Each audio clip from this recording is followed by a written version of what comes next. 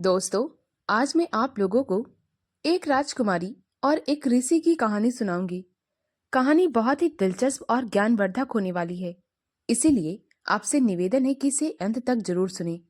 और कहानी को सुनने से पहले अगर आप मेरे चैनल पर नए हैं तो प्लीज़ मेरे चैनल को सब्सक्राइब कर लें, वीडियो को लाइक और शेयर करें। तो आइए कहानी को सुनते हैं। एक समय की बात है, राजकुमारी मीरा नाम की एक सुंदर, बुद्धिमान और विनम्र राजकुमारी रहती थी। उसका सौंदर्य और उसकी विनम्रता इतनी प्रशंसनीय थी कि उसके राज्य में सभी लोग उसकी प्रशंसा करते थे। सभी लोग राजकुमारी मीरा को बहुत पसंद करते थे। राजकुमारी के पास सब कुछ था। उसके राज्य में किसी भी चीज की कोई कमी ना थी। सभी उससे प्रेम और सम्मान करते थे। लेकिन राजकुमारी मीरा अपने सुखमय जीवन में भी कुछ अधूरा महसूस करती थी। राजकुमारी का मन हमेशा एक प्रश्न को लेकर बहुत व्याकुल रहता था। वह यह कि क्या यह जीवन केवल भोग और ऐश्वर्य के लिए है या फिर इसका कोई और उचित उद्देश्य है। एक दिन राजकुमारी मीरा ने सुना कि पहाड़ों की दूसरी तरफ एक तपस्वी का आश्रम है जिसका नाम सत्यार्थ है, जो ज्ञान और ध्यान दोनों में पारंगत है। राजकुमारी मीरा ने यह भी सुना था कि ऋषि सत्यार्थ के पास जीवन के ज्ञान और सच्चाई की अनेक कहानियां और उपदेश हैं, जो किसी के भी जीवन को बदल सकते हैं। राजकुमारी का भी मन ऋषि सत्यार्थ से मिलने को आतुर हो उठा। अपने मन में उम्मीद और उत्सुकता को लेकर राजकुमारी मीरा ऋषि सत्यार्थ से मिलने निकल गई। ऋषि के आश्रम का कठिन रास्ता पार करने के बाद राजकुमारी मीरा उसके आश्रम में पहुंच गई। राजकुमारी ने देखा कि वहां पर एक शांत और पवित्र माहौल है। आश्रम के मध्य में एक छोटी सी झील है जिसमें तरह तरह के फूल हैं, जो उस वातावरण को और भी शांतमय बना रहे थे। चारों ओर आश्रम में हरियाली ही हरियाली थी। राजकुमारी मीरा आश्रम में इधर उधर देख रही थी। तभी उनकी नजर ऋषि सत्यार्थ पर पड़ी, जो उस समय साधना में लीन थे।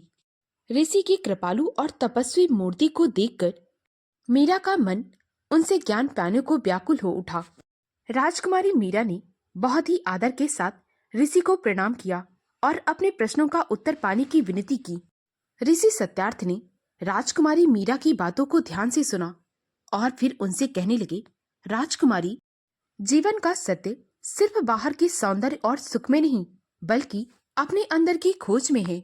सुख और दुख की स्थितियां तो समय के साथ बदलती रहती हैं, लेकिन यदि तुम अपने आत्मन को समझ लो तो तुम्हारे मन में शांति और सुख सदैव स्थिर रहेंगे। ऋषि सत्यार्थ की बातों से राजकुमारी मीरा बहुत ही ज्यादा प्रभावित हुई। दिन ब दिन वह उनसे ज्ञान लेती रही और उनका प्रेम ऋषि की तरफ बढ़ता गया।